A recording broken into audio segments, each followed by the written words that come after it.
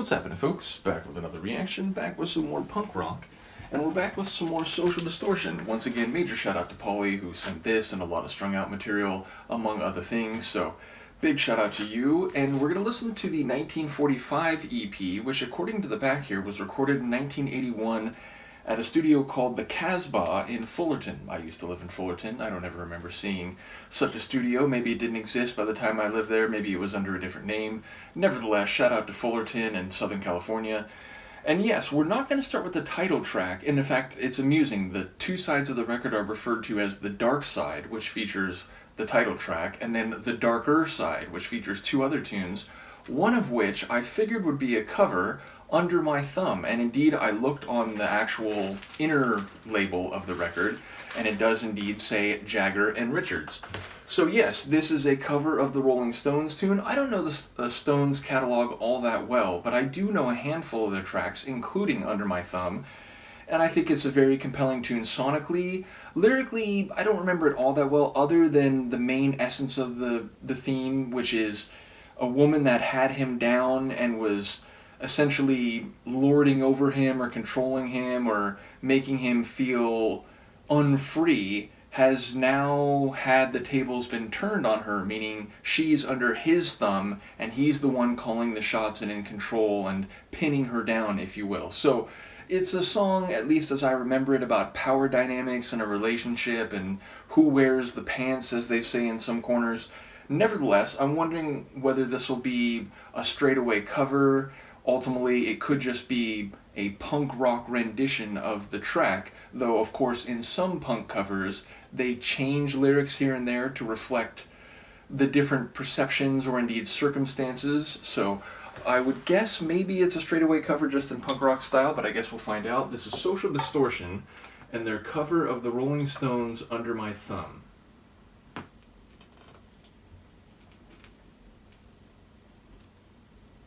Under my thumb. On Valium.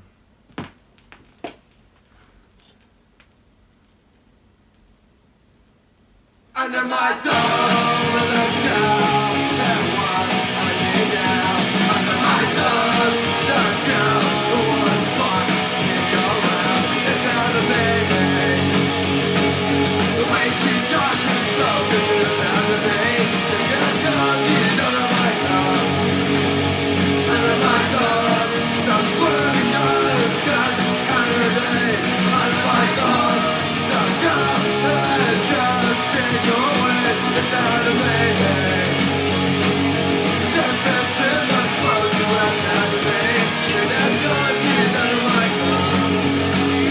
Under my thumb, a slimy kind of a girl. Under my thumb, she's the sweetest pet in the world. It's not a baby. The way she does just what she's all down to me. And that's cause she's under my thumb.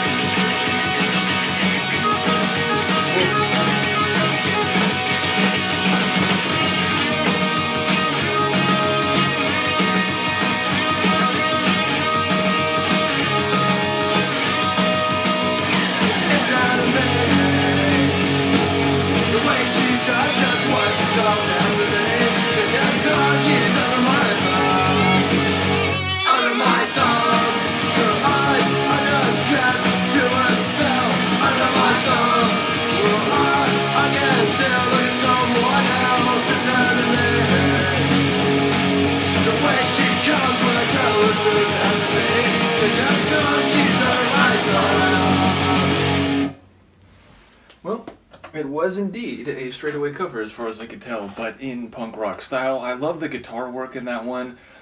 The Sonics, you can tell it's the song that it comes from, but more lyrically than sonically. The Sonics, if you took out the vocals and the lyrics, I feel like it may not be immediately clear that it's a cover of that tune.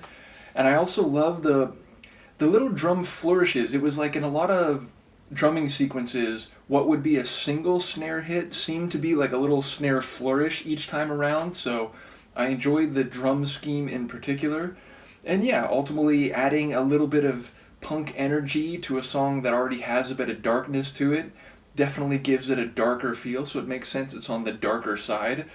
And yeah, I guess that's fair to say that, the handful of tunes I do know from the Stones, they're all pretty dark. Like Paint It Black, Mother's Little Helper, this one, they get into like darker psychology and intense feelings that are not on the rosier side of the spectrum. So in a way it makes sense that a punk band that's in a early hardcore style would in fact cover one of their tunes, but I can't think of any other punk bands I know covering...